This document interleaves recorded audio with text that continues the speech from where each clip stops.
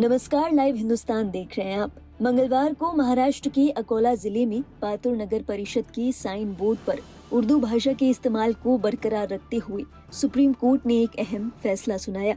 Supreme court ने कहा कि भाषा संस्कृति का हिस्सा है और इसे लोगों को बांटने का कारण नहीं बनाया जाना चाहिए। शीर्ष अदालत ने उर्दू को गंगा जमुनी तहजीब का बेहतरीन नमूना बताया और कहा कि ये भाषा इसी मुल्क की पैदाइश है। सुप्रीम कोर्ट के इस फैसले को लेकर अब AIMIM चीफ असदुद्दीन ओवैसी ने CM योगी पर करारा तंज कसा है। असदुद्दीन ओवैसी ने अपने सोशल मीडिया हैंडल X से सुप्रीम कोर्ट के जजमेंट को शेयर किया, जिसमें लिखा था, जब आप कोई भाषा सीखते हैं तो आप सिर्फ एक नई भाषा बोलना या लिखना नहीं सीखते, आप खुले विचारों वाले, उदार, सहिष्णु और पूरी मानव जाति के प्रति विचारशील होना भी सीखते हैं। इस जजमेंट को शेयर करते हुए ओवैसी ने CM योगी को टैग करते हुए इस पर गौर फरमाने की दरख्वास्त की। ओवैसी ने लिखा, वजीर आला योगी आदित्यनाथ, मेहरबानी करके इसे पढ़िए। गौरतलब है, इस मामले में सुनवाई करते हुए जस्टिस सुधांशु धूलिया और जस्टिस के विनोद चंद्रन की पीठ ने कहा, भाषा किसी धर्म की नहीं होती, वो किसी समुदाय, क्षेत्र और लोगों की होती है। उर्दू भारत में जन्मी भाषा है और इसे किसी धर्म से जोड़ना गलत है। ये गंगा जमुनी तहजीब का प्रतीक है जो उत्तरी और मध्य भारत की समन्वित सांस्कृतिक विरासत को दर्शाती है। उर्दू और मराठी दोनों का संविधान के तहत समान दर्जा है। यदि स्थानीय लोग उर्दू से परिचित हैं तो साइन बोर्ड पर इसका उपयोग करने में कोई आपत्ति नहीं होनी चाहिए।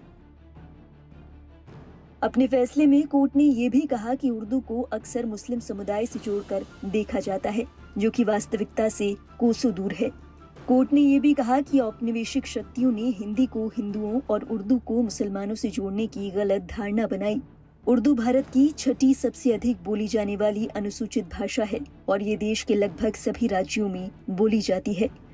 अपने फैसले में कोर्ट ने कहा, भाषा का मूल उद्देश्य संचार है, न कि पहचान की राजनीति। भाषा संस्कृति का हिस्सा है और इसे लोगों को बांटने का कारण नहीं बनाया जाना चाहिए। कोर्ट की ओर से फैसले में कहा गया, हमें अपनी विविधता, विशेषकर भाषाई विविधता का सम्मान करना चाहिए और उसमें आनंद लेना चाहिए। साल 2001 की जनगणना के अनुसार भारत में 122 प्रमुख भाषाएं हैं और 234 मातृभाषाएं हैं।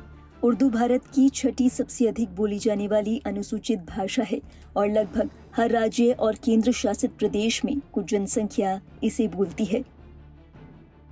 उर्दू की महत्वता की बात करते हुए जस्टिस धूलिया ने अपने फैसले में कहा, उर्दू भारत में विभिन्न सांस्कृतिक पृष्ठभूमियों में लोगों की जरूरतों को पूरा करने के लिए विकसित हुई। कई प्रसिद्ध कवियों की ये पसंदीदा भाषा रही है। आज भी आम लोग अनजाने में उर्दू शब्दों का प्रयोग करते हैं। उन्होंने ये भी बताया कि अदालत, हलफनामा और पेशी जैसे कई कानूनी शब्द भी उर्दू से ही लिए गए हैं।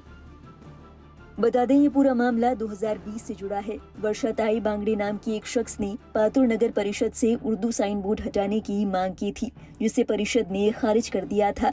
परिषद ने तर्क में कहा था कि 1956 से उर्दू भाषा का प्रयोग हो रहा है और स्थानीय आबादी इसे अच्छे से समझती है। इसके बाद बांगड़े ने 2021 में बॉम्बे हाईकोर्ट में याचिका दायर की। यहाँ भी इस याचिका को खारिज कर दिया गया। आखिरकार उन्होंने सुप्रीम कोर्ट का दरवाजा खटखटाया। सुप्रीम कोर्ट ने हाईकोर्ट के फैसले को बरकरार रखते हुए कहा कि साइन बोर्ड पर उर्दू भाषा का उपयोग महाराष्ट्र के कानून का उल्लंघन नहीं करता। कोर्ट ने ये भी कहा कि भाषा संवाद और विचारों के आदान प्रदान का माध्यम है, न कि विभाजन का कारण।